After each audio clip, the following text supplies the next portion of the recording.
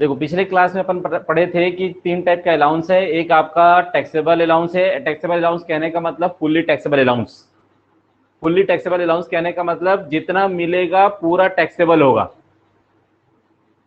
है ना, उसमें कोई भी कमी ज्यादा कुछ होगा नहीं। आपको जितना मिला पूरा टैक्सेबल, चाहे उस अमाउंट को आप पूरा बचा लें चाहे पूरा खर्चा कर लें। मतलब खर्चा करें या बचाए उससे कोई मतलब नहीं है, आपके अकाउंट में आया आपको मिला मतलब आपको उसका टैक्स देना है।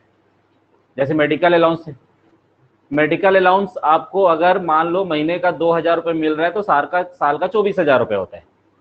अब आप बीमारी में चाहे 24,000 खर्चा कर लो, चाहे 12,000 खर्चा कर लो, चाहे 8,000 खर्चा कर लो, चाहे 15,000 खर्चा कर लो, चाहे 40,000 खर्चा कर लो, मतलब उस अमाउंट से ज्यादा करो चाहे कम कर दो, जितना भी अमाउंट आपको मिला 24,000 रुपये, पूरा 24,000 रुपये टैक्सेबल है। मतलब आपके खर्च करने से या बचाने से कोई मतलब नहीं है ना। वैसी डियरनेस अलाउंस और डियरनेस पे, डियरनेस अलाउंस और डियरनेस पे के बारे में कल बता दिए थे कि डियरनेस पे और डियरनेस अलाउंस जो है वो पूरा का पूरा टैक्सेबल है। अब बात आता है कि डियरनेस अलाउंस और डियरनेस पे में क्या डिफरेंस हो गया। दोनों तो एक ही जैसा ही है, दोनों महंगाई बढ़ने के साथ साथ बढ़ता है। आप बीच में आप सुनते भी हो कि न्यूज में आता है कि सेंट्रल गवर्नमेंट जो है अपने एम्प्लॉय का डीए 6% बढ़ा दिया, 10% बढ़ा दिया, फिर उसका सेंट्रल गवर्नमेंट बढ़ाया था। जैसे जैसे बीमारी बढ़ती बढ़ती है, बीमारी बोलता हूँ, महंगाई बढ़ती जाती है, महंगाई के साथ साथ कोरोना वाला आ गया है ना।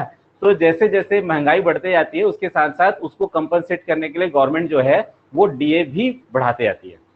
लेकिन डीए और डियरनेस पे दोनों के बीच में एक सिंपल सा डिफरेंस है, और एक ही डिफरेंस है कि ये एक होता है जो अंडर टर्म्स ऑफ एम्प्लॉयमेंट मिलता है और एक without under terms of employment रहता है ना।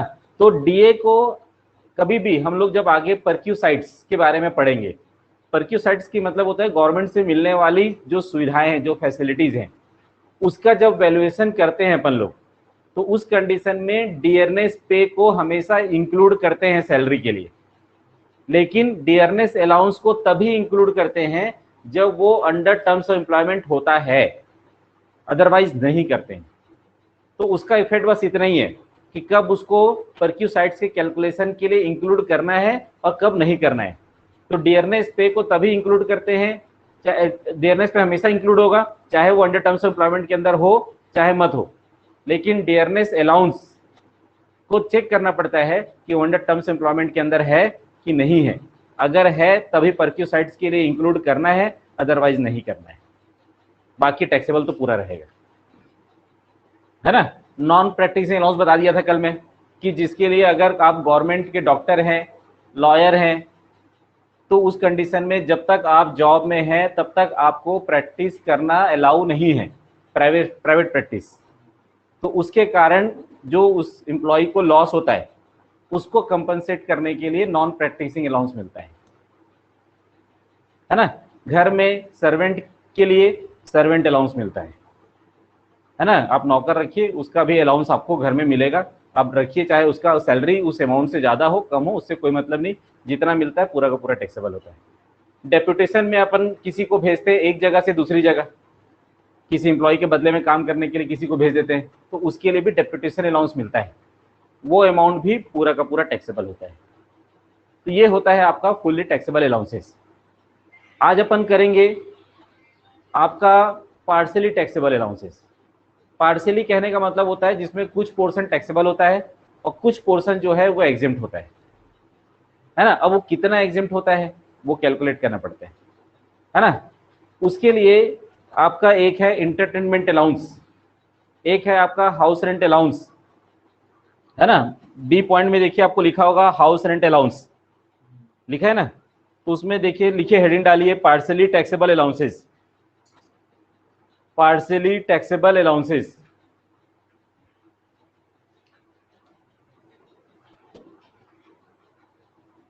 उसमें हेडिंग डाल दीजिए house rent allowance.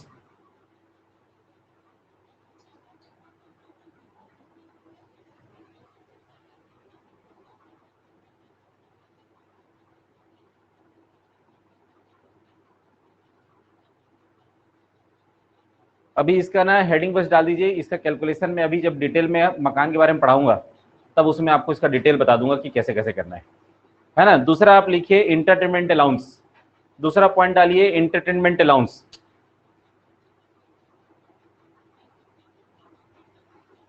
Entertainment allowance के बारे में लिख सकते हैं आप,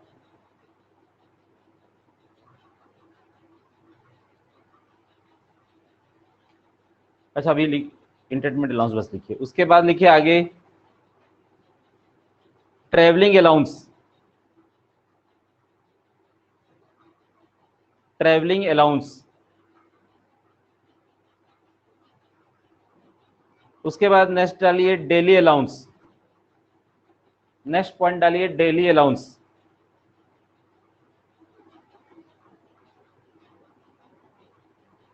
उसके बाद लिखिए कन्वेंस अलाउंस, कन्वीनियंस अलाउंस, हाँ CONVEYANCE, कन्वेंस अलाउंस।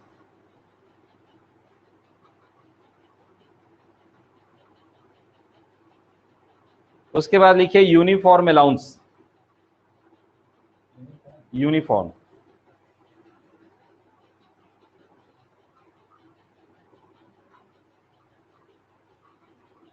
है ना। तो ये जो अलाउंस होते हैं ये आपके पार्शियली टैक्सेबल होते हैं। पार्शियली टैक्सेबल कहने का मतलब क्या होता है कि जिसका कुछ पोर्शन आपके लिए टैक्सेबल होगा, कुछ पोर्शन जो है वो एग्जेम्प्ट होगा।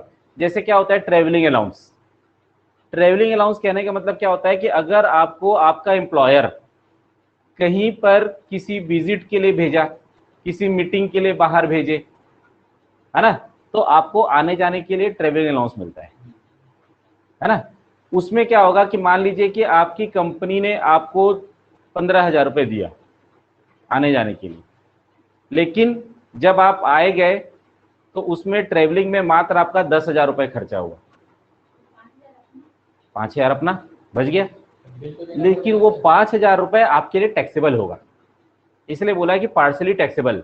जितना पैसा आप ऑफिशियल यूज के लिए खर्चा करते हैं, जिसने का आप बिल दे देंगे, वो एग्जेम्प्ट है, उस पर टैक्स नहीं लगेगा। लेकिन जितना पैसा आपने सेव कर लिया, आपसे पैसा वापस नहीं रहना, 5,000 जमा कर दो, 5,000 आप रख सकते हैं, लेकिन वो जो 5,000 आपके पास बचेगा उस अमाउंट पे आपको टैक्स पे करना पड़ेगा। वो अमाउंट आपके लिए टैक्सेबल होता है, इसलिए इसको बोलते हैं पार्शियली टैक्सेबल अलाउंस, है ना। जैसे यूनिफॉर्म अलाउंस बताया, यूनिफॉर्म अलाउंस मतलब क्या होता है कि जितने भी पुलिस वाले होते हैं जिनको ड्रेस क्लीनिंग करने के लिए अलाउंस मिलता है, मिलिट्री में मिलता है, पुलिस में मिलता है ना। तो इनको क्या होता है कि अपनी ड्रेस को मेंटेन करने के लिए, उनके कपड़े को धुलाने प्रेस करने के लिए भी अलाउंस मिलता है। तो वो अलाउंस भी अगर मान लो उनको महीने में 5,000 रुपये मिलता है, लेकिन एक्चुअल में सिर्फ 3,000 रुपये खर्चा हुआ, 2,000 बचा, तो 2,000 रुपये आपके लिए टैक्सेबल हो जाएगा। हो सकता है ना, तो अगर 6,000 हो गया तो आपको कोई टैक्स नहीं देना है। हाँ, अगर 1,000 रुपये ज्यादा खर्चा हो रहा है तो आपको अपने पॉकेट से देना है। अलाउंस का मतलब एक फिक्स अमाउंट है जो आपको देगा, उससे ज्यादा आप खर्चा कर लो चाहे उससे कम खर्चा कर लो, उससे उनको कोई मतलब नहीं है। लेकिन अगर उसमें से बचाए तो टैक्सेबल है, और पूरा खर्चा कर दिए तो एक भी अमाउंट पे टैक्स नहीं देना है। हाँ, वो सेकेंड मैटर है ना। लेकिन आपको मतलब रूल हमारा ये बोलता है कि अगर आपका पैसा बच जाता है तो जितना पैसा आपके पास बचा वो अमाउंट टैक्सेबल है ना। तो यहाँ पर ये travelling allowance, daily allowance, convince allowance, ये सारे अलाउंस जो हैं वो जितना पार्ट आप अपनी ड्यूटी के लिए खर्च करते हैं, वो ड्यूटी पर किया गया जो भी एक्सपेंसेस होगा वो एग्जेम्प्ट होगा, और उसके ऊपर जो भी पैसा बचा वो टैक्सेबल हो जाता है ना। एक हेडिंग डालिए उसी का। और नेक्स्ट पॉइंट सबसे इंपॉर्टेंट है आपका children education allowance. Children education allowance मतलब बच्चों के पढ़ने के लिए भी अलाउंस मिलता है। एम्प्लॉय के बच्चे अगर पढ़ रहे हैं तो उसके लिए भी अलाउंस है, जिसको अपन बोलते हैं एजुकेशन अलाउंस है, चिल्ड्रन एजुकेशन अलाउंस। उस है चिल्ड्रन यार बच्चे, हाँ, चिल्ड्रन एजुकेशन अलाउंस। उसके आगे लिखोगे is exempt, is exempt in the whole of India, in the whole of India at 100 rupees per month per children, at 100 rupees per month per children, maximum of 2 children, maximum of 2 children, 100 rupees per month per children,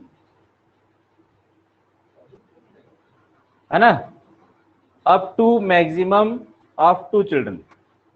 यहाँ पर जो education allowance है वो 100 रुपए per month पर children exempt है, पर child 100 रुपए, मतलब एक बच्चे का 1200 रुपए एक साल में, और 2 बच्चे हैं तो 2400 रुपए।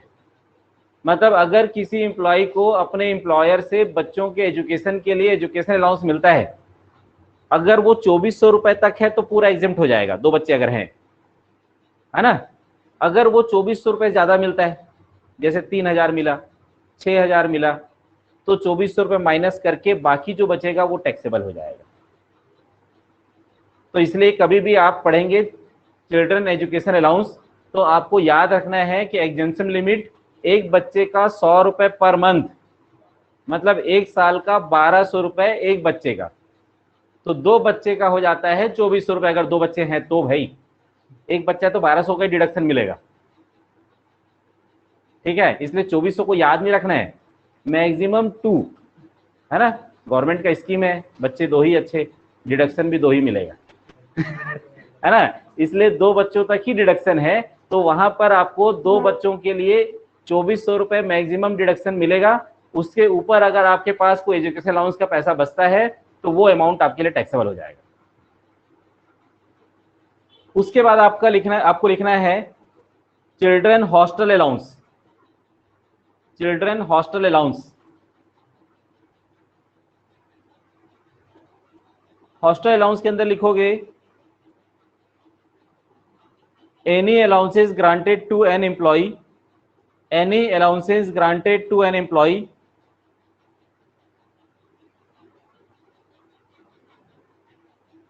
to meet the hostel expenditure,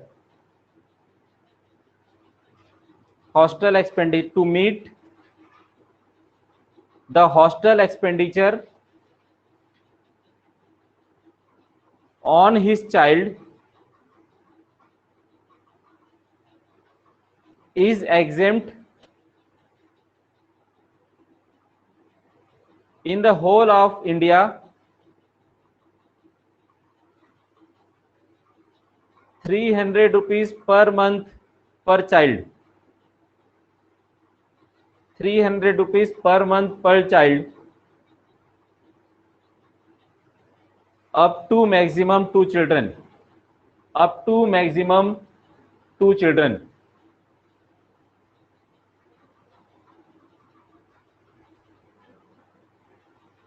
तो यहां पर हॉस्टल अलाउंस है, अगर एम्प्लॉयर से एम्प्लॉय को हॉस्टल अलाउंस मिलता है तो एक बच्चे का 300 रुपए पर मंथ एग्जेम्प्ट है, 2 बच्चे हैं तो 600 रुपए पर मंथ, मतलब मैक्सिमम 7200 रुपीज जो है वो एग्जेम्प्ट होगा।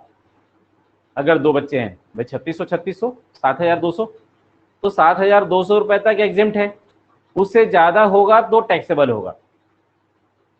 एक बच्चा है तो 3600 रुपए तक एग्जेम्प्ट, 2 बच्चे हैं तो 7200 रुपए तक एग्जेम्प्ट, उससे ज्यादा होगा तो टैक्सेबल होगा। तो हॉस्टल अलाउंस में 300 रुपीज पर मंथ पर चिल्ड्रन, मैक्सिमम 2 चिल्ड्रन, है ना। एजुकेशन अलाउंस में 100 रुपीज पर मंथ पर चिल्ड्रन, मैक्सिमम 2, मतलब एजुकेशन का मैक्सिमम 2 बच्चों तक 2400 रुपए एग्जेम्प्ट हो गया, और हॉस्टल अलाउंस का जो है वो 2 बच्चों तक का 7200 रुपीज जो है वो एग्जेम्प्ट होगा। उससे ज्यादा अगर होता है तो वो टैक्सेबल होगा, ठीक है। और फुल्ली एग्जेम्प्टेड, नया हेडिंग डालिए, fully exempted allowances, fully exempted allowances, जो फुल्ली एग्जेम्प्ट है।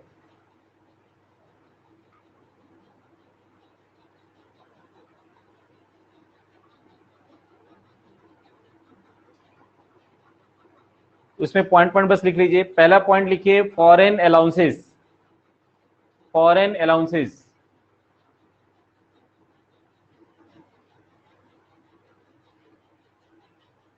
सेकेंडरी लिखिए, सेकंड लिखिए।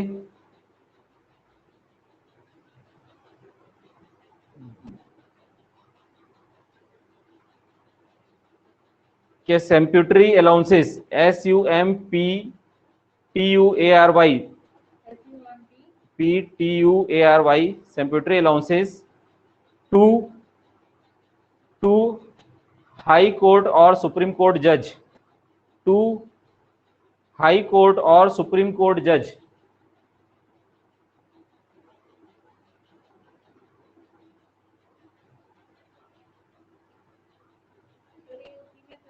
हाँ, फिर उसके बाद थर्ड पॉइंट था, थर्ड पॉइंट लिखिए, allowances from UNO, allowances from UNO, union nation organisations, united nation organisations, हाँ, यूएनओ। तो ये जो अलाउंस है वो फुल्ली एग्जेम्प्ट में अंदर आएंगे। अब उसके आगे लिखिए हेडिंग, नया हेडिंग डालिए, परक्यूसाइड्स। परक्यूसाइड्स मतलब होता है सुविधाएं, जो जो सुविधाएं मिलती हैं,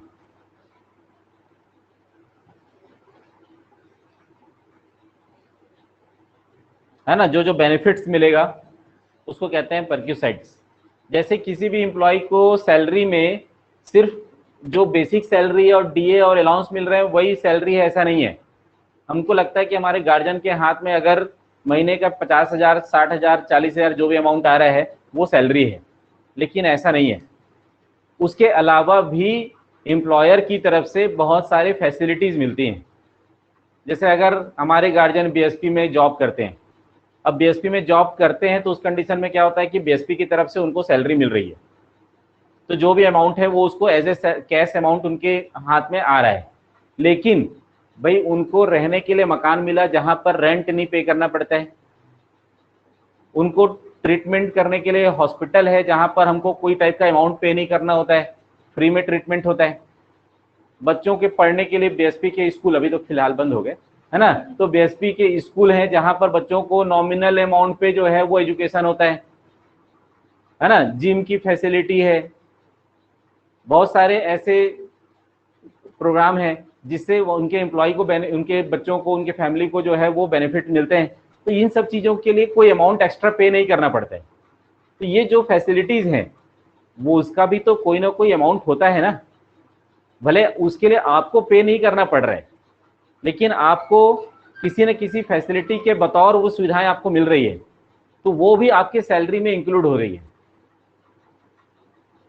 तो वो जो बेनिफिट्स मिलते हैं वो भी बेनिफिट सैलरी है। अगर मान लीजिए कि आप बच्चे की स्कूल की पढ़ाई के लिए मान लो महीने का 1,000 रुपये खर्चा होता है, साल का 12,000 रुपये, और अगर हम लोग एम्प्लॉयर के ही स्कूल में पढ़ रहे हैं और जहां हमको कोई भी फीस नहीं देना पड़ रहा है, तो हमारा साल का 12,000 बच रहा है। भले हमारे पास कैश नहीं आ रहा है लेकिन हमको देना भी नहीं पड़ रहा है, तो वो भी सैलरी है। अगर हम कहीं पर बीमारी में ट्रीटमेंट कराने के लिए प्राइवेट हॉस्पिटल में जाते हैं तो हमको साल में मान लो कि 5,000, 10,000, 20,000 जो भी खर्चा होता है, लेकिन अगर अपने एम्प्लॉयर के हॉस्पिटल में जाते हैं या गवर्नमेंट हॉस्पिटल में जाते हैं जहां पर हमको कुछ भी पे नहीं करना पड़ता या नॉमिनल अमाउंट पे करना पड़ता है, तो उतना पैसा हमारा सेव हो रहा है, वो हमारे लिए परक्यूसाइड्स है। अगर हमको हमारा एम्प्लॉयर घर में टेलीफोन बिल, मोबाइल बिल की फैसिलिटी हमको प्रोवाइड करते हैं, जिसके लिए हमको कोई भी अमाउंट पे नहीं करना पड़ता, हमारे टेलीफोन का बिल भी हमारा एम्प्लॉयर पे करता है, तो वो हमको पे नहीं करना पड़ रहा है, उतना पैसा हमारा सेव हो रहा है, वो हमारे लिए सैलरी है, हमारे लिए परक्यूसाइड्स है। अगर हमको कार मिला हुआ है, कार का डीजल पेट्रोल का खर्चा अपना एम्प्लॉयर बेयर करता है, तो उतना पैसा हमारा सेव हो रहा है या नहीं पे करना पड़ रहा है, वो हमारे लिए परक्यूसाइड्स है, वो हमारे लिए सैलरी है।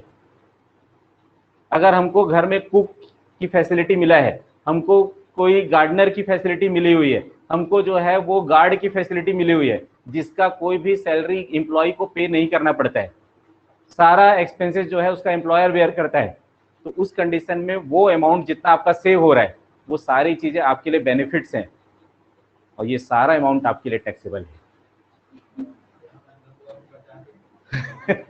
है ना। तो सैलरी का मतलब, मेरा कहने का मतलब ये है कि सैलरी का मतलब वो नहीं है जो सिर्फ आपके हाथ में कैश इन हैंड है, वो सारी चीजें भी हैं जो आपका एम्प्लॉयर आपके लिए खर्च कर रहा है, आपके बिहाफ में खर्च कर रहा है। अगर मेरा इंश्योरेंस है लेकिन मेरा इंश्योरेंस का प्रीमियम मेरा एम्प्लॉयर पे करता है, तो मेरे लिए उतना पैसा बचा, वो मेरे लिए सैलरी है। सैलरी मेरी बढ़ गई, उतने रुपए नहीं पे करना पड़ रहा है। अगर मैं किसी क्लब का मेंबर हूं, मेंबर फीस जो है वो कंपनी पे कर रही है, तो वो हमारे लिए परक्यू साइड से सुविधाएं हैं। तो ये सारी चीजें जो हमारे बिहाफ में हमारी कंपनी करती है, हमारे लिए करती है। अगर मेरा कोई लोन है तो लोन का इंटरेस्ट मेरी कंपनी पे कर रही है, तो ये मेरे लिए फैसिलिटी है, बेनिफिट है, वो मेरे लिए सैलरी है। तो वो अगर वो एम्प्लॉयर नहीं करता तो उतना पैसा मुझे खर्च करना पड़ता है। तो वो चीज मुझे या तो कंपनी दे या फिर मेरे बिहाफ में पेमेंट कर दे। तो कंपनी अगर देगी तो कैश देगी तो भी टैक्सेबल है, और मेरे बिहाफ में अगर कंपनी पे कर रही है तो मेरा उतना पैसा बच रहा है तो भी टैक्सेबल है। तो जब इनकम टैक्स डिपार्टमेंट सैलरी का कैलकुलेशन करता है तो इन सारी चीजों को देख करके करते हैं। सिर्फ आपका पे स्लिप नहीं है कि जितना कैश आया उतना ही आपका बैंक अकाउंट में जो पैसा हो, आपको क्या क्या फैसिलिटीज मिल रही है उसका भी वैल्यूएशन करते हैं। तो उन सबको ऐड करके आपकी सैलरी बनती है। इसलिए परक्यूसाइट्स कहने का मतलब होता है कि जो बेनिफिट्स आपको आपका एम्प्लॉयर दे रहा है। तो परक्यूसाइट्स मतलब होता है आपका बेनिफिट्स। अब ये बेनिफिट्स जो है वो किसके लिए टैक्सेबल होगा या किसके लिए नहीं होगा? बेनिफिट जो है वो टैक्सेबल करने के लिए और नहीं करने के लिए एक कंडीशन रखा गया है जिसका नाम है स्पेसिफाइड एम्प्लॉय, है ना। स्पेसिफाइड एम्प्लॉय कहने का मतलब ये होता है कि उसके लिए 3 कंडीशन है। स्पेसिफाइड एम्प्लॉयड होने के लिए पहला कंडीशन ये है कि आपका जो सैलरी है, ईयरली सैलरी, वो 50,000 रुपए से ज्यादा होना चाहिए। 50,000 रुपए से ज्यादा मतलब डिडक्शन काटने के बाद भी आपका इनकम एनुअली 50,000 से ज्यादा होना चाहिए, तो आप स्पेसिफाइड एम्प्लॉय हैं। या फिर आपके पास उस कंपनी के 20% वोटिंग राइट्स वाले शेयर आपके पास हैं, तो आप एक स्पेसिफाइड पर्सन हैं। अगर आप जो है किसी कंपनी के मैनेजिंग डायरेक्टर या डायरेक्टर के या किसी ऑफिसर के पोस्ट में अगर आप हैं, तो आप वहां पर स्पेसिफाइड एम्प्लॉय हैं। तो स्पेसिफाइड एम्प्लॉय होने के लिए 3 कंडीशन आपके पास है। पहला कंडीशन ये कि उसकी सैलरी जो है, ईयरली सैलरी 50,000 रुपए से ज्यादा होनी चाहिए डिडक्शन काटने के बाद भी। दूसरा, उसके पास कंपनी के वोटिंग राइट्स वाले 20% शेयर्स होने चाहिए, या फिर उस कंपनी के किसी डायरेक्टर या फिर ऑफिसर के पोस्ट पे वो होना चाहिए। तो जो इस तीनों में से कोई भी एक कंडीशन पूरा करता है वो वहां का स्पेसिफाइड एम्प्लॉय होता है। और जो स्पेसिफाइड एम्प्लॉयड होता है वो स्पेसिफाइड एम्प्लॉय के लिए कौन कौन से अमाउंट, कौन कौन से परक्यूसाइट टैक्सेबल होंगे। तो जितने भी आपको गैस की फैसिलिटी, आपको कंपनी की तरफ से फ्री गैस की फैसिलिटी मिलती है, बच्चों के एजुकेशन की फैसिलिटी मिलती है ना, आपको जो है ड्राइवर, माली, कुक, ये सारी फैसिलिटी मिलती है, ये पूरा अमाउंट टैक्सेबल होगा। लेकिन अगर आप स्पेसिफाइड एम्प्लॉय नहीं है तो उस कंडीशन में ये जो परक्यूसाइट्स हैं, है ना, गार्डनर, माली, कुक, गैस, बिजली, है ना, बच्चों के एजुकेशन, ये सारी चीजें एग्जिम्ट हो जाएंगी, उसके लिए टैक्सेबल नहीं है। तो आज की डेट में तो सबका सैलरी 50 से ज्यादा है, तो इसलिए सबके सब आज की डेट में स्पेसिफाइड एम्प्लॉयड में आते हैं। तो इसके लिए आप परक्यूसाइट्स में देखेंगे कि आपको परक्यूसाइट टैक्सेबल फॉर ऑल केसेस लिखा होगा, आपको पेज नंबर 87 है इंग्लिश मीडियम के बुक में लिखा है, हिंदी में अनुलाभ लिखा होगा और पेज नंबर है उसका 99। हिंदी का बुक होगा तो पेज नंबर 99 है और इंग्लिश मीडियम का पेज होगा तो पेज नंबर 87 है। उसमें देखो लिखा होगा परक्यूसाइट टैक्सेबल, है ना, इन ऑल केसेस। मतलब ऑल केसेस मतलब चाहे आप सबके लिए, चाहे वो परक्यूसाइट में, चाहे वो स्पेसिफाइड एम्प्लॉयड हो या ना हो, सबके लिए क्या क्या टैक्सेबल होगा। पहला बोलता है the value of the rent free accommodation provided by the SSC by his employer, है ना। तो यहां पर बोलता है value of the rent free accommodation. Second बोलता है the value of the any concession of the matter of the rent regarding to any accommodation is provided to SSC by his employer. चलो लिख लो कॉपी में, मैं बोल रहा हूं।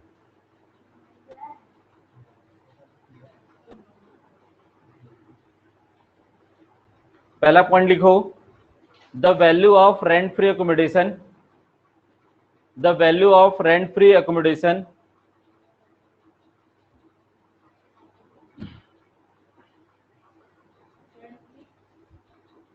accommodation, ACCOMMODATION, provided to the SSC, provided to the SSC by his employer, by his employer.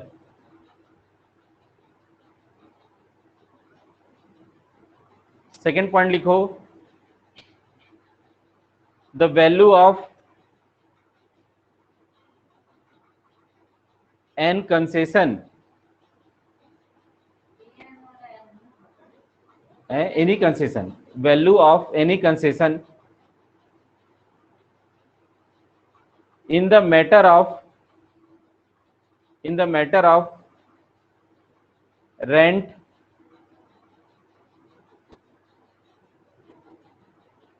regarding any accommodation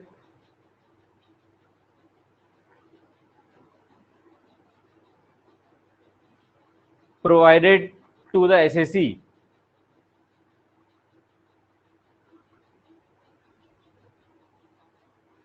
by the employer, by the employer.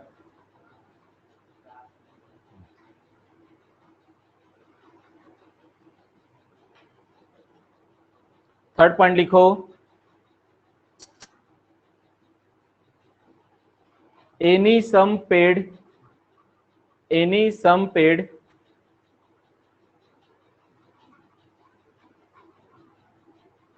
by the employer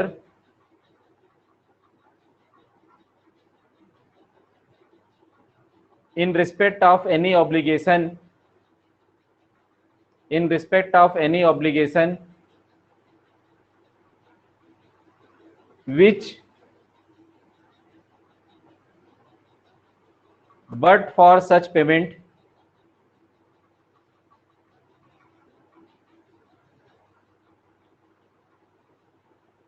would have been payable by SSC, would have been payable by SSC. मतलब बताया था ना कि जो expenses ऐसे हैं या payment ऐसे हैं जो कि एम्प्लॉय के बिहाफ में उसका एम्प्लॉयर पे करता है. लिखिए उसके अंदर ए पॉइंट लिखो, the payment by the employer, payment by the employer of the employ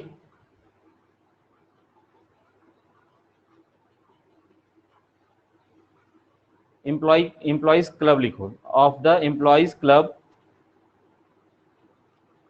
और होटल बिल्स, और hotel bills provided that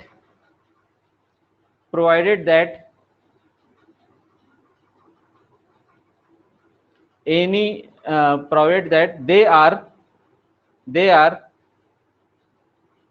not connected with the employer's business, they are not connected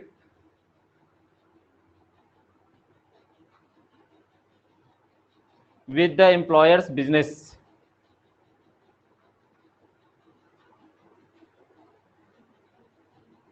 B point लिखो,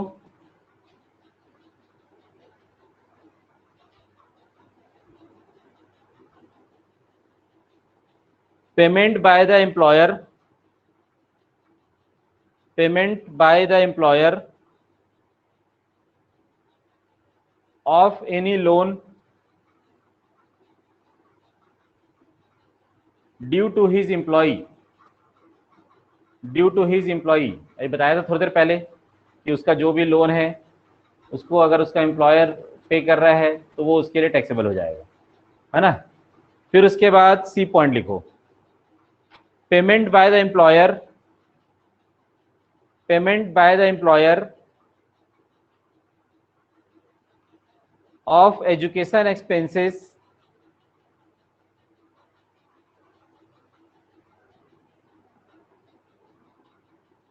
of the children to his employee.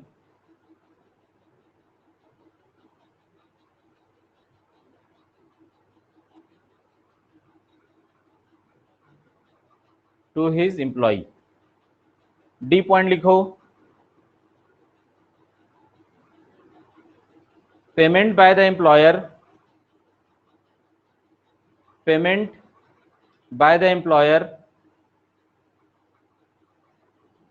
of the salary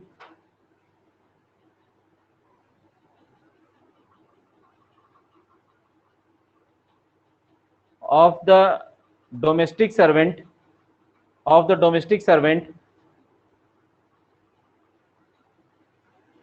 of an employee. मतलब उसके घर के नौकर का salary भी अगर उसका कंपनी पे कर रहा है तो वो उसके लिए जो है वो परक्यूसाइड्स होगा.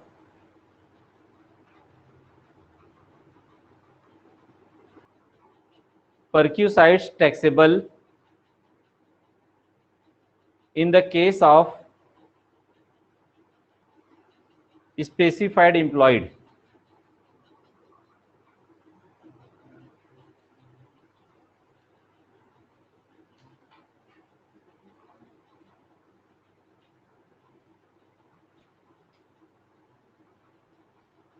उसके अंदर लिख लो first point, facility of car, facility of car. Second point लिखो स्वीपर, वॉचमैन, गार्डनर,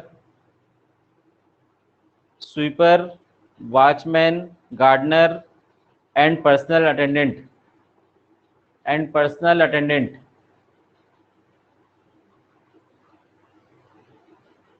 थर्ड लिखोगे गैस, इलेक्ट्रिक,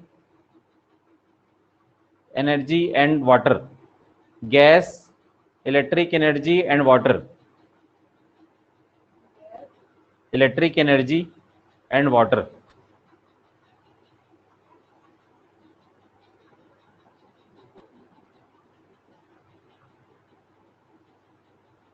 फिर उसके बाद लिखोगे next point, education facility to the member of employ, education facility to the member of employ.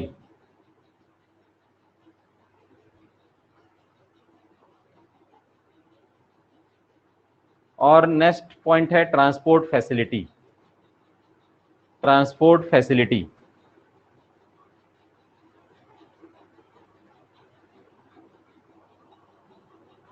फिर next heading डालिए tax free परक्यूसाइड्स.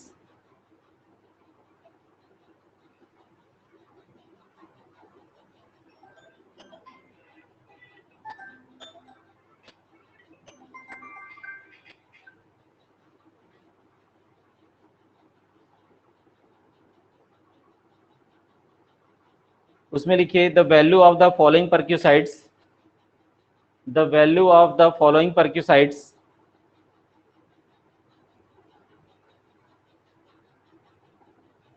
shall not be included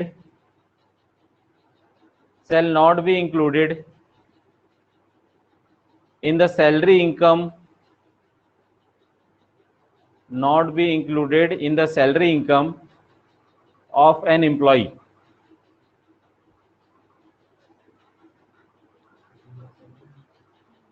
Of an employee मतलब कुछ चीजें हैं जिनको इंक्लूड ही नहीं करना है, मतलब ये सब आएगा ही नहीं. जैसे फर्स्ट लिखोगे मेडिकल बेनिफिट्स, क्या लिखे, the value of the following perquisites shall not be included, SHALL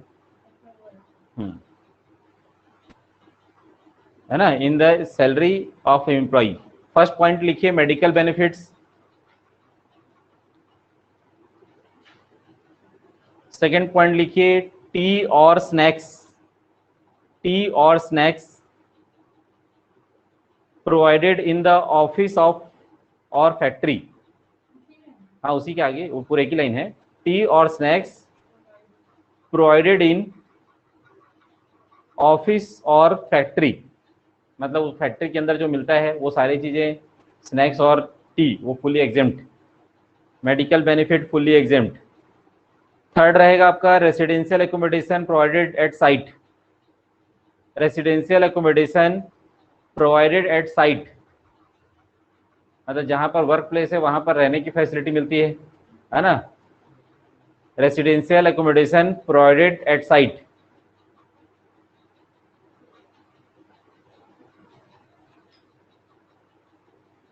fourth point लिखिए, expenses on telephone including mobile phone. Expenses of telephone including mobile phone.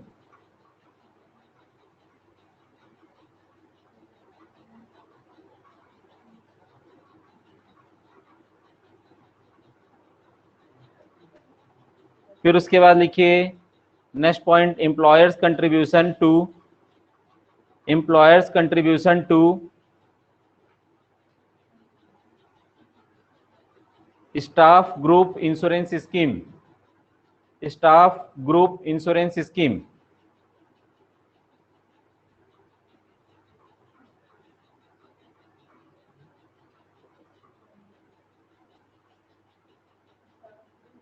Insurance scheme. उसके बाद लिखिए next point, scholarship to employees,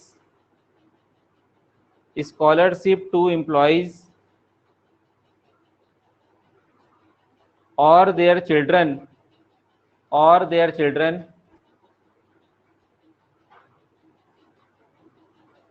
paid by the employer.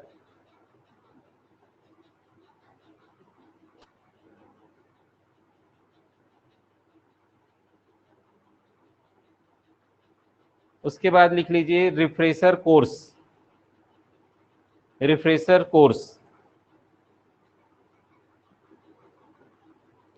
उसके बाद लिख लीजिए next point, tax paid by the employer, tax paid by the employer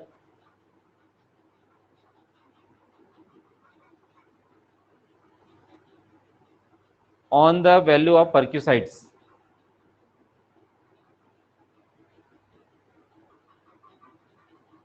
जो भी employ है, चाहे गवर्नमेंट एम्प्लॉय हो, चाहे वो सेमी गवर्नमेंट हो, चाहे वो प्राइवेट एम्प्लॉय हो, है ना, कंपनी की तरफ से उनको जो मकान की फैसिलिटी मिलती है ना, वो 3 टाइप के मकान के लिए होता है।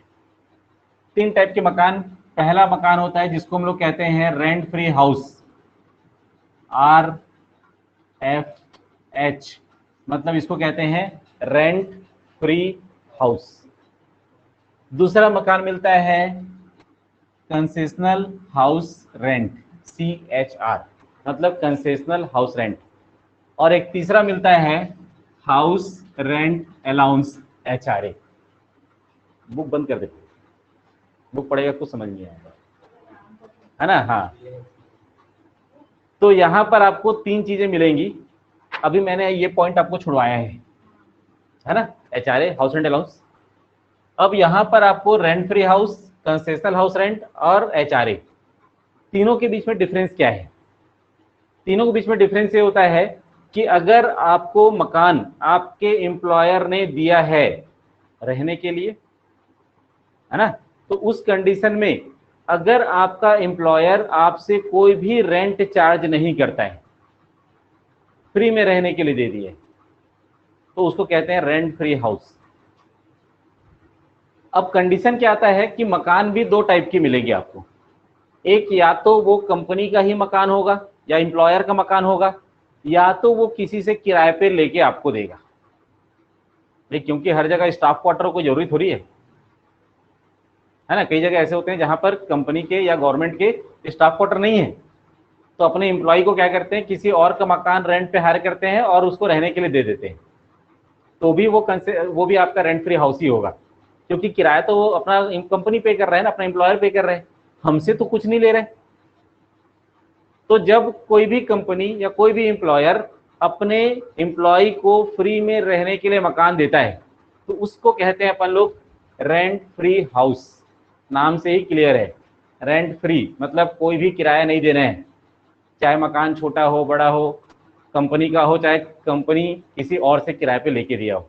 लेकिन अगर आपका एम्प्लॉयर आपसे किसी भी टाइप का रेंट चार्ज नहीं करता है, इसका मतलब वहां पर रेंट फ्री हाउस होता है।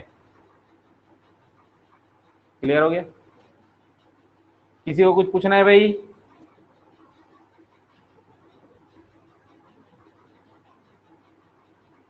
नहीं है, कोई आवाज नहीं आया। हाँ, उसके बाद आपका होता है concessional house rent. Concessional house rent कहने का मतलब होता है कि जहां पर आपसे या एम्प्लॉय से नॉमिनल चार्जेस लिए जाते हैं, मतलब फ्री में नहीं दिए हैं। अगर उस मकान का जो रेंट है वो मार्केट में आज की रेट में 2,000 रुपये पर मंथ अगर है, और आपका कंपनी आपसे 500 रुपये पर मंथ चार्ज कर रहे हैं, मतलब आपको कंसेशन दे रहे हैं, आपसे कम ले रहे हैं। जैसे बेस्पी क्वार्टर में होता है, इतना बड़ा क्वार्टर दे देते हैं, बाद में वो नॉमिनल महीने का 100, 200, 300 रुपये काटते हैं। मतलब कंसेशनल हाउस रेंट, फ्री में नहीं दिए भाई, कुछ तो ले रहे हैं एम्प्लॉय से। तो वहां पर जो अमाउंट आता है उसको अपन बोलते हैं कंसेशनल। मतलब आपको मकान चाहे कंपनी का हो चाहे वो रेंट का हो, लेकिन जितना कंपनी पे कर रही है, मान लो उसका खुद का नहीं है तो किसी को पे कर रही होगी, तो जितना वो पे कर रही है या जितना उसका मार्केट वैल्यूएशन है रेंट का, उससे कम अमाउंट अगर आपसे ले रही है तो उसको कंसेशनल हाउस रेंट कहते हैं अपन लोग। समझ आ गया? अगर कोई रेंट नहीं लिया तो रेंट फ्री, कुछ नॉमिनल अमाउंट अगर आपसे चार्ज किया तो कंसेशनल। और अगर मान लो कंपनी ने बोला कि भाई हम मकान नहीं देंगे आपको, ना अपना ना किराए का, आप ऐसा करो कि हर महीने आपको एक फिक्स अमाउंट अलाउंस में देंगे, आप फिर उसने बड़े मकान में रहो, छोटे मकान में रहो, अपने मकान में रहो, कोई दिक्कत नहीं। मतलब वहां मकान नहीं देगा आपको, सिर्फ अलाउंस मिलेगा, उसको बोलते हैं अपन लोग हाउस रेंट अलाउंस। अलाउंस में आपको मकान नहीं मिलता है ना, अलाउंस में सिर्फ आपको एक अमाउंट मिलेगा महीने का, 2,000, 4,000, 5,000, जो भी है ना, जो भी अमाउंट रहेगा वो आपको मिलेगा। अब आप अगर मान लीजिए आपको महीने का 5,000 रुपये मकान के लिए मिलता है, आप 3,000 के मकान में रहते हैं कि 6,000 के मकान में रहते हैं, उससे कंपनी कोई मतलब नहीं। ठीक है, इसलिए ये दो में तो आपको मकान मिलेगा, लेकिन तीसरे में सिर्फ पैसा मिलेगा, मकान नहीं मिलेगा। ये तीनों चीजें अलग अलग हैं, अब इनका कैलकुलेशन करना है। ठीक है, अब इसमें क्या है आपका, एक होता है गवर्नमेंट एम्प्लॉय।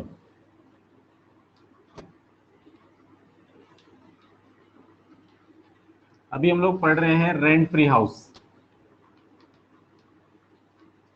किसके बारे में पढ़ रहे हैं? रेंट फ्री हाउस के बारे में। रेंट फ्री हाउस में आपका गवर्नमेंट एम्प्लॉय के बारे में है अभी। तो गवर्नमेंट एम्प्लॉय के लिए रूल क्या होता है? सबसे पहले आपको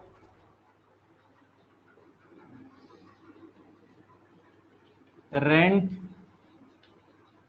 एज पर गवर्नमेंट रूल, जो भी गवर्नमेंट ने उस मकान का रेंट डिसाइड किया है ना, वो रेंट आपको चार्ज करना है। प्लस तो ये जो मकान का रेंट होगा ना, जो भी रेंट आया है वो आपका रेंट फ्री हाउस की वैल्यू होगी। अब इसमें एक दो वर्ड यूज होगा, फर्निश्ड और अनफर्निश्ड। क्या होगा? फर्निश्ड और अनफर्निश्ड। फर्निश्ड कहने का मतलब जो आपको पूरा फर्नीचर लगा के मकान मिला, टीवी, फ्रिज, अलमारी सब लगा हुआ है, फर्निश्ड है ना। तो फर्निश्ड मकान में सोफा वोफा टीवी भी सब लगा है। अब ये जो फर्नीचर है वो हो सकता है कि एम्प्लॉयर का हो, या हो सकता है कि वो भी रेंट पे आया हो। दो कंडीशन यहां पर भी है, मतलब फर्नीचर भी अपने एम्प्लॉयर, उसका एम्प्लॉयर जो है, या तो फर्नीचर एम्प्लॉयर का हो सकता है या रेंट पे आ सकता है। अगर फर्नीचर रेंट पे आया है तो पूरा रेंट को ऐड करते हैं उसकी वैल्यू निकालने के लिए, और अगर फर्नीचर एम्प्लॉयर का है तो उसके कॉस्ट का 10% ऐड करते हैं। ये रूल है इसका। इसलिए हमको ये भी ध्यान देना पड़ता है कि फर्नीचर किसका है ना। तो सबसे पहले हमको यहाँ पर ये देखना है rent as per government rule, तो ये जो वैल्यू है वो अनफर्निश्ड रेंट की वैल्यू होगी, क्योंकि इसमें फर्नीचर इंक्लूड नहीं है। और जैसे इसमें आप क्या करेंगे, 10% ऑफ फर्नीचर और फुल रेंट, अगर रेंट का है तो पूरा रेंट चार्ज करना है। अगर फर्नीचर एम्प्लॉयर का है तो 10% लेना है उसके कॉस्ट का, और अगर उसका कंपनी का या उसका एम्प्लॉयर का फर्नीचर नहीं है, रेंट पे लेके दिया है, तो पूरा रेंट चार्ज करते हैं। तो ये जो वैल्यू फर्नीचर का ऐड करेंगे तो इसको बोलेंगे अपन furnished rent free house. Furnished rent free house. तो ये किसके लिए काम आएगा? गवर्नमेंट एम्प्लॉय के लिए। तो गवर्नमेंट एम्प्लॉय में सीधा सीधा जो भी गवर्नमेंट ने रेंट दिया है ना, गवर्नमेंट ने जो रेंट डिसाइड किया है वो रेंट ले लेंगे। अगर फर्नीचर है तो, जरूरी नहीं कि सब में फर्नीचर लगा हो, अगर फर्नीचर लगा है तो, अगर कंपनी का फर्नीचर या एम्प्लॉयर का फर्नीचर है तो उसका 10% चार्ज करना है। अगर उसको रेंट पे लेके दिए हैं तो आपको पूरा रेंट चार्ज करना है। दोनों मिला के जो ऐड करने से जो आंसर आएगा उसको बोलते हैं फर्निश्ड रेंट फ्री हाउस। ठीक। अगर वो प्राइवेट एम्प्लॉय है,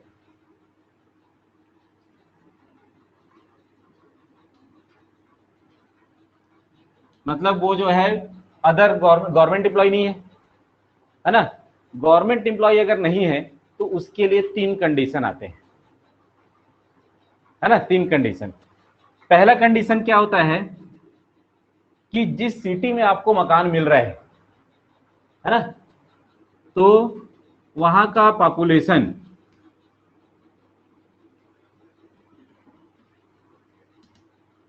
more than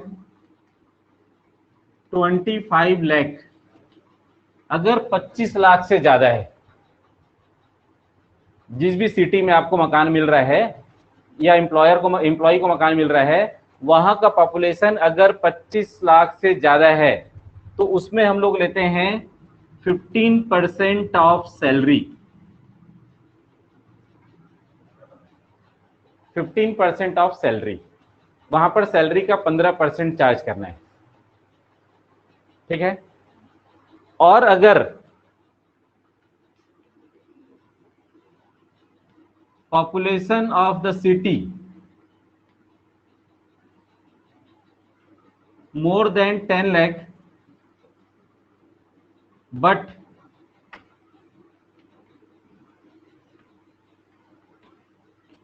less than 25 lakh, 25 lakh से कम है और 10 लाख से ज्यादा है, तो उस कंडीशन में अपन लेते हैं 10% of salary.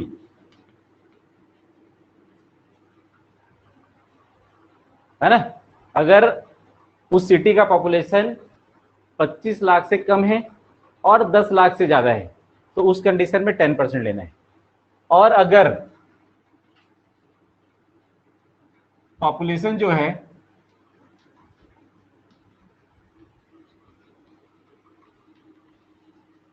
Less than 10 lakh तो आपको 7.5% ऑफ सैलरी लेना है।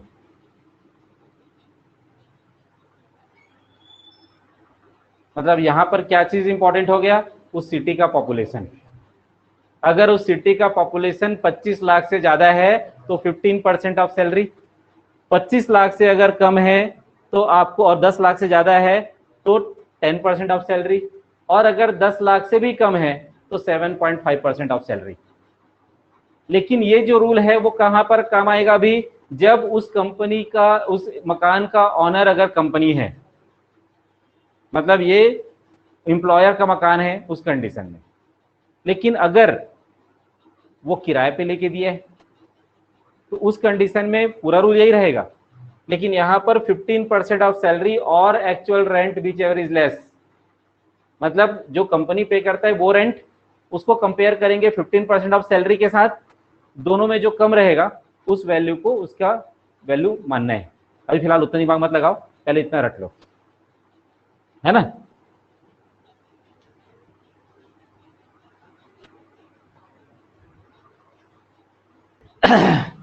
फिर उसके बाद आपका रेंट फ्री हाउस, उसमें कैलकुलेशन करना है तो सबसे पहले क्या करना पड़ेगा आपको? 15% या 10% या 7.5% ऑफ सैलरी, है ना, क्योंकि पॉपुलेशन अगर कुछ भी हो सकता है, अगर 25 लाख से ज्यादा वाला है तो 15% निकालेंगे, 25 लाख से कम और 10 लाख से ज्यादा है तो 10% निकालेंगे, 10 लाख से कम है तो 7.5% निकालेंगे। तीनों में से कोई भी एक कंडीशन के हिसाब से सैलरी निकालेंगे, है ना। अब बात आता है कि सैलरी के मतलब हम सैलरी के बारे में क्या बात कर रहे हैं। तो यहां पर आपको याद रखना पड़ेगा सैलरी मीन्स, सैलरी मीन्स क्या क्या आ जाएगा, बेसिक सैलरी प्लस डीए तभी लेना है जब वो अंडर टर्म्स ऑफ एम्प्लॉयमेंट हो, टर्म्स ऑफ एम्प्लॉयमेंट। अगर डियरनेस पे दिया है तो पूरा डियरनेस पे plus commission plus bonus plus other taxable allowances.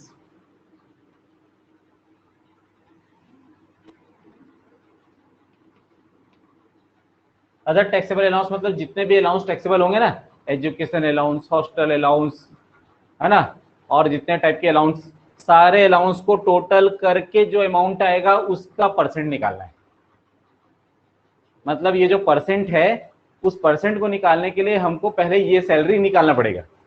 तो सैलरी निकालने के लिए क्या क्या सैलरी इंक्लूड करेंगे, तो बेसिक सैलरी प्लस डीए जब अंडर टर्म्स ऑफ एम्प्लॉयमेंट रहेगा, डियरनेस पे लेना ही है, प्लस कमीशन प्लस बोनस और प्लस अदर टैक्सेबल अलाउंसेस, सबको ऐड करके जो अमाउंट आएगा उसका 15% या 10% या 7.5% निकाल देना है। तब जो आएगा उसको बोलेंगे अनफर्निश्ड रेंट फ्री हाउस की वैल्यू। उसको क्या बोलेंगे, अनफर्निश्ड रेंट फ्री हाउस। उसमें हम लोग अगर ऐड कर देते हैं 10% ऑफ फर्नीचर और फुल रेंट, तो जो आएगा उसको बोलेंगे अपन लोग फर्निश्ड रेंट फ्री हाउस।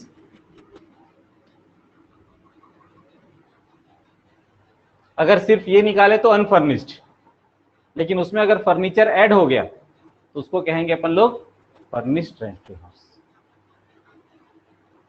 ठीक है, डीए का। अब दूसरा टॉपिक है concessional house rent, CHR, concessional house rent. सारा प्रोसेस सेम है जैसा कि रेंट फ्री हाउस में करते हैं, वही 25 लाख, 10 लाख, 7.5 लाख वाला, मतलब 25 लाख से ज्यादा, 10 लाख से कम, है ना, ये सारे रूल वही रहेंगे पूरा। उसमें भी वैसे भी 15%, 10%, 7.5% सैलरी का निकालेंगे और सैलरी का मीनिंग वही रहेगा जो उसमें था। इसमें भी फर्नीचर का 10% ऐड करेंगे, तो जो आपके रेंट फ्री हाउस की जो वैल्यू आई है वो रेंट फ्री हाउस होता है। कंसेशनल का मतलब क्या बताया कि अगर आपका एम्प्लॉयर आपसे कुछ नॉमिनल अमाउंट डिडक्ट कर रहा है तो वो कंसेशनल होता है। इसका मतलब एम्प्लॉय पे कर रहा है कुछ ना कुछ अमाउंट, तभी तो कंसेशनल है ना वो। अभी यहां तक क्या हो रहा है कि कंपनी अपने एम्प्लॉय से कोई भी अमाउंट चार्ज नहीं कर रहा है, तो इस वैल्यू को अपन क्या बोलते हैं, concessional, sorry, rent free house. अब यहां क्या करेंगे, चार्ज करेंगे। तो जितना पेड करेगा, रेंट पेड बाय एम्प्लॉय, तो जितना वो रेंट पे करेगा एम्प्लॉय उतना उसको माइनस कर देना है। तो जो वैल्यू आएगा आपका वही आपका कंसेशनल हाउस रेंट होगा। मतलब सारा प्रोसेस सेम है, बस यहाँ पर उसकी सैलरी से मकान के रेंट के लिए जो अमाउंट डिडक्ट होगा उसको बस माइनस कर देना है। चाहे वो अमाउंट में हो सकता है या सैलरी का परसेंट हो सकता है ना, लेकिन आपको उतना अमाउंट माइनस करना है और सारा प्रोसेस का कैलकुलेशन वही है जो कि रेंट फ्री हाउस के लिए रहेगा, और सैलरी का मीनिंग भी वही रहेगा जो कि रेंट फ्री हाउस के लिए। इसलिए सारा चीज सेम है, बस एक लाइन आपका यहाँ आ जाता है, रेंट पेड बाय एम्प्लॉय, है ना। एम्प्लॉय जितना रेंट पे कर रहा है उतना माइनस कर दीजिए, आपका आंसर कंसेशनल हाउस रेंट हो जाता है।